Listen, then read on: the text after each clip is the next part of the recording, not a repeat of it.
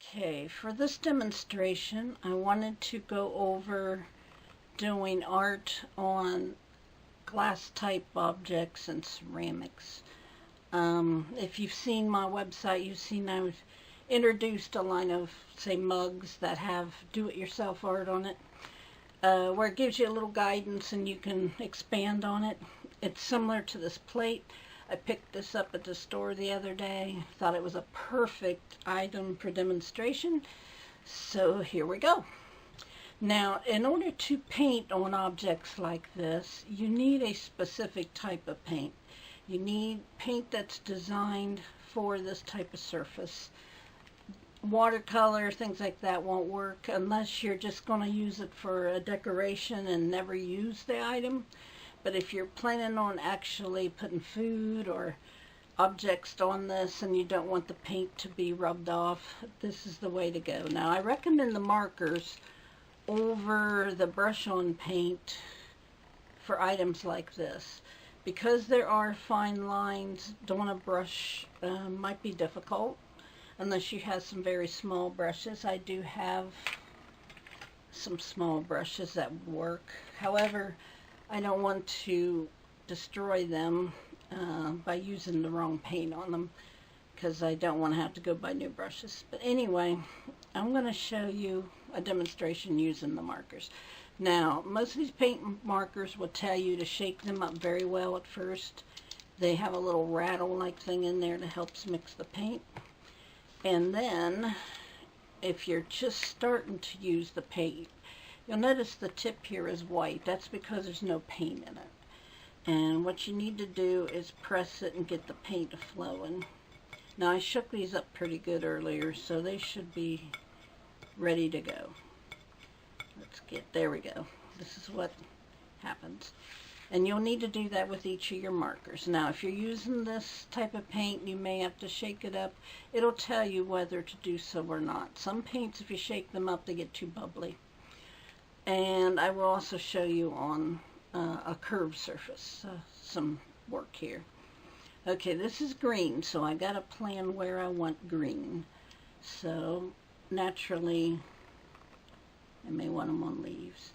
And now you'll notice, hopefully it shows up, that this wet paint actually will run if you have it angled on something.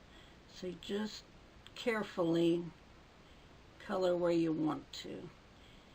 If this was on the curved surface, say on a mug, that's where it could be a little bit tricky.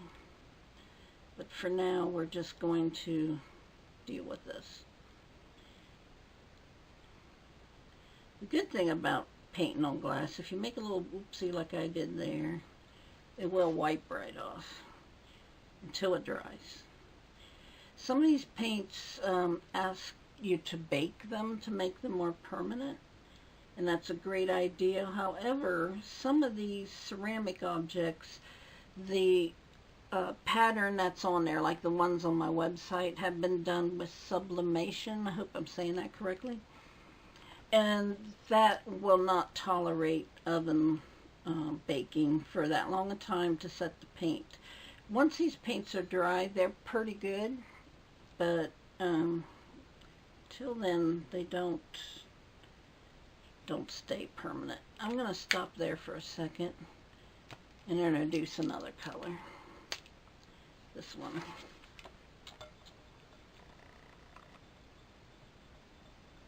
There we go. Getting some red going. And I think I want this to be red. It's kind of difficult to keep within the lines, even with a marker. So, there's that. Now for a curved surface, on my mugs on my website, they're pre-printed to help you, but this one isn't. So I'm just going to kind of wing a design. Just say a flower petal. Now, being curved, this will want to flow some, but it's not too bad with the marker because the paint is thick. But it would be easy for it to get out of hand. There you go. It gives you an idea how that works. And now we gotta let that dry. I will add more paint later and don't want to force you to watch me paint the whole thing. I'll come back later with some of these done and you can see how they look. It's been a little bit of time. I finished all I'm going to do on the plate and I did work on the cup, but I wanted to mention that the markers, some of them tend to pool a little bit. But I took advantage of that to do some blending. So here I got 3 different colors in these little petal looking things and 2 in these purple and pink there. This is purple, pink, and yellow. And then I just used a mixture of colors around. I have a limited number of markers, so I had to try to get creative with that. But if you wanted to do this and you find you enjoy it, it's a lot like coloring in a coloring book. You might want to invest in more markers or to take a little space on the side to blend the colors and then apply them with a brush perhaps. I tried to blend them straight from the marker. It does work. It doesn't work as well as, say, painting with a brush on a canvas. But this is my first experience trying the ceramic painting and I wanted you to experience it with me. So I hope you did get some enjoyment out of it and perhaps want to try this sometime. It's a great activity for, let's say, a grandparent and grandchild, or a parent and their child, or a group perhaps. Now this of course had a pre-stamped pattern on. It wasn't mine. This is something I bought at Dollar Tree because I really liked it and it's a mandala and that's kind of my thing. So this is just a free-form drawing. Oops, that was still wet on the other side, sorry. And it's not perfect, but for trying the pencils that are not pencils, markers out and trying to blend and do things, I wanted to make a cosmos or whatever those are called. Hopefully it looks a little bit like it. And then I wanted to see what would happen if I just kind of doodled. And they both work. I mean, basically they do.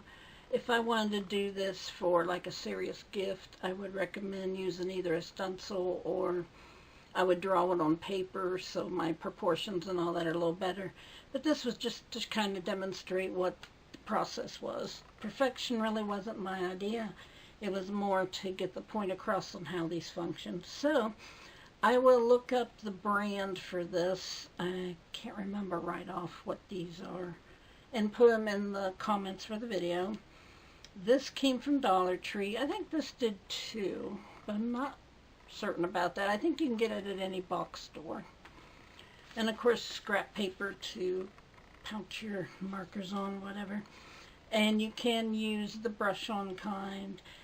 Remember to read the instructions because each of them have a little different method of applying and curing and all that.